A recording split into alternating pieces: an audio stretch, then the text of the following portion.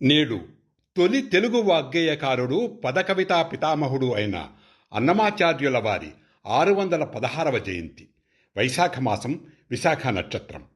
15వ శతాబ్దానికి చెందిన అన్నమాచార్యుల వారు తన సంపూర్ణ జీవిత కాలంలో ఒక భక్తుడిగా, తిరుమల ఆలయ ప్రధానార్చకుడిగా, ఒక సాహితీవేత్తగా, సంగీతజ్ఞుడిగా, సంఘ సంస్కర్తగా, వాగ్గేయకారునిగా దాదాపు 32,000 సంకీర్తనలను శ్రీ వెంకటేశ్వర స్వామి వారి చరణాలకు అర్చించి తరించారు. నేడు అన్నమాచార్యుల వారి కీర్తనలు దేశ విదేశాల్లో ఆబాలగోపాలము, పండిత పామర్లు భక్తితో ఆలపిస్తున్నారు, రసహృదయంతో ఆలకిస్తున్నారు.